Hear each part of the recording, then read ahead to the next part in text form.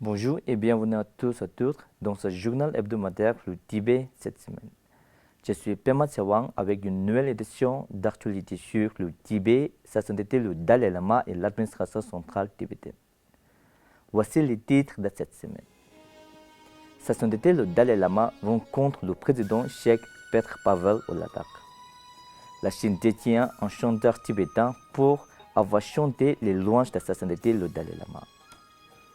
Visite officielle du Sillon dans les colonies tibétaines du centre de l'Inde. Un législateur indien demande que le Bharat Ratna soit conféré à sa sainteté le Dalai Lama. L'administration centrale tibétaine reçoit un terrain de Tikse Rinpoché. Les dirigeants tibétains lui en sont reconnaissants. Sejong Pemba Tsering félicite Kyabje Chakpo Rinpoché pour sa légion d'honneur. Un député australien souligne l'importance du 90e anniversaire de sa sainteté le Dalai Lama. Le 25e sommet de l'Union européenne et la Chine met en lumière les préoccupations en matière des droits de l'homme au Tibet. Des partisans suisses du Tibet publient un livre d'hommage à sa sainteté le Dalai Lama. Les Tibétains en Inde célèbrent l'année de la compassion.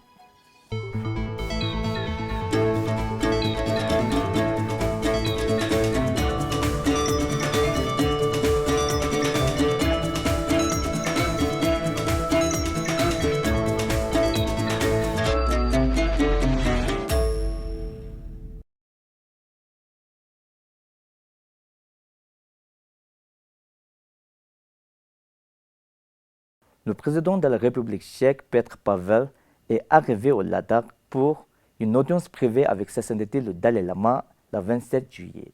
Les dirigeants de l'administration centrale tibétaine, dont Sejong Pemba Tsering, la ministre Gary Choma et la ministre Nonjin Choma, ont accueilli le président tchèque à Lé. Après sa rencontre avec sa sainteté le Dalai Lama, l'administration centrale tibétaine a organisé une réception. Au cours de celle-ci, le président Petr Pavel a déclaré que sa rencontre avec sa sainteté visait à exprimer son soutien à la juste cause du Tibet et noter que les Tibétains à l'intérieur du Tibet luttent pour la liberté d'utiliser la langue, de préserver la culture et de pratiquer la religion. Sejong Pemba Tsering de l'administration centrale tibétaine a déclaré que même si sa sainteté le Dalai Lama a visité et rencontré des dirigeants du monde entier, c'est la première fois qu'un chef d'État se rend en Inde pour rencontrer sa sainteté. Les autorités chinoises ont arrêté un jeune chanteur tibétain, Zukte, connu sous le nom d'Assan, pour avoir appris la chanson Prince of Peace, faisant l'éloge de sa sainteté le Dalai Lama et exprimant son désir ardent d'avoir sa sainteté le Dalai Lama ramené au Tibet. Zukte était surveillé par les autorités chinoises pour avoir chanté des chansons inspirant le patriotisme et la foi, notamment à la jeunesse tibétaine à l'intérieur du Tibet. L'administration centrale tibétaine a déclaré que la nouvelle de l'arrestation est apparue dans un contexte d'intensification de la répression au Tibet à l'occasion de la célébration du 90e anniversaire de sa sainteté le Dalai Lama. Autre Zukte, deux autres chanteurs tibétains auraient été arrêtés. On ne sait toujours pas où ils se trouvent.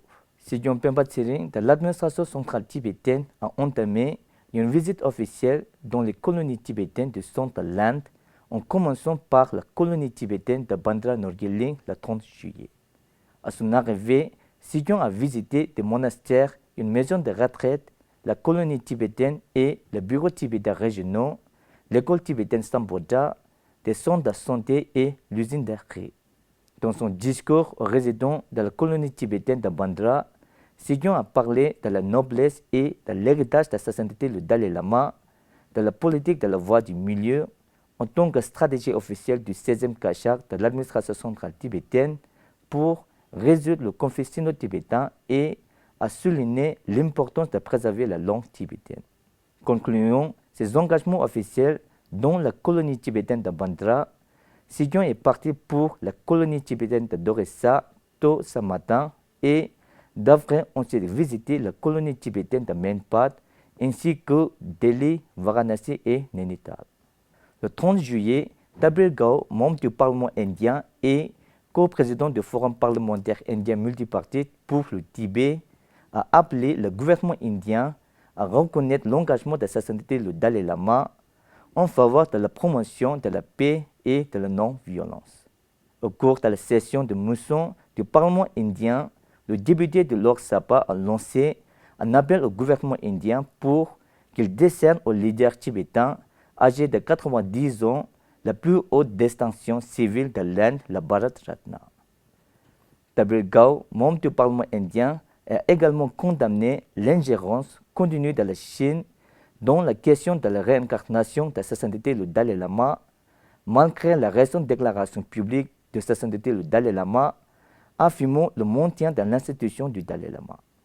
Le 26 juillet, les dirigeants de l'administration centrale tibétaine, dont Sejong Pemba Tsering, la ministre Gyari Choma et la ministre Nonjin Choma, ont rendu visite à Trikse Rinpoché au Ladakh pour lui exprimer leur gratitude pour avoir fait don à l'administration centrale tibétaine d'un terrain d'une superficie d'environ 8 acres au Ladakh. Ce terrain est destiné à soutenir la relocalisation de la colonie tibétaine de Changtang à Chumur et à fournir des logements aux familles tibétaines de Lé qui n'ont pas de résidence permanente.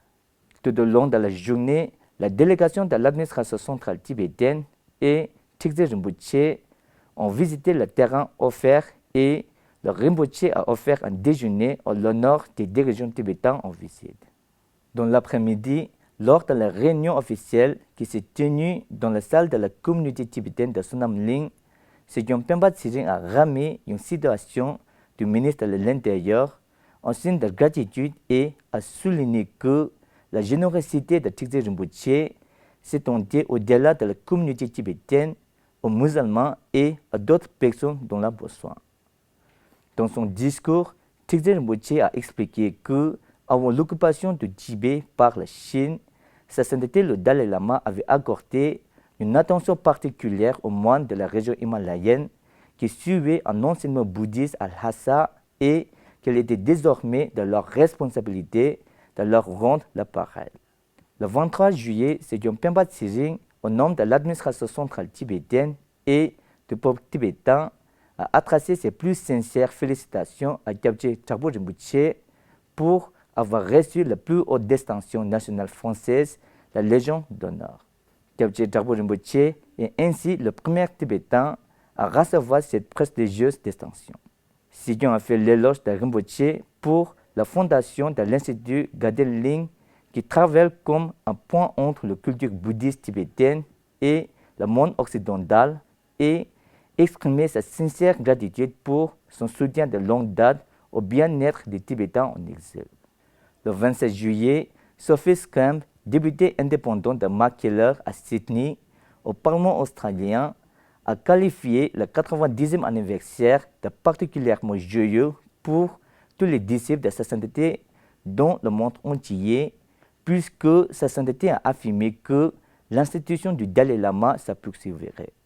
La députée Scamp a évoqué sa participation à 2 événements organisés en l'honneur du 90e anniversaire de Sa Sainteté en Australie et noté que ces événements sont particulièrement importants car de telles célébrations ne peuvent avoir lieu au Tibet.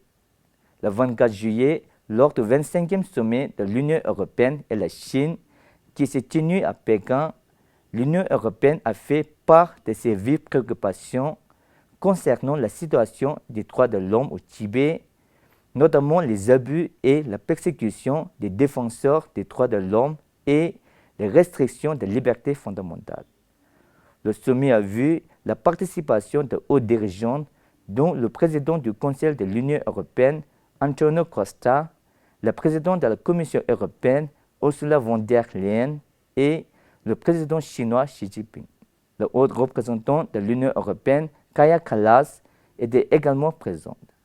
Si le représentant du bureau de Tibet à Bruxelles, Rinzing Genkan, s'est félicité de l'accent mis sur le Tibet, elle a souligné qu'il était essentiel de disposer de points de représenter pour continuer à progresser.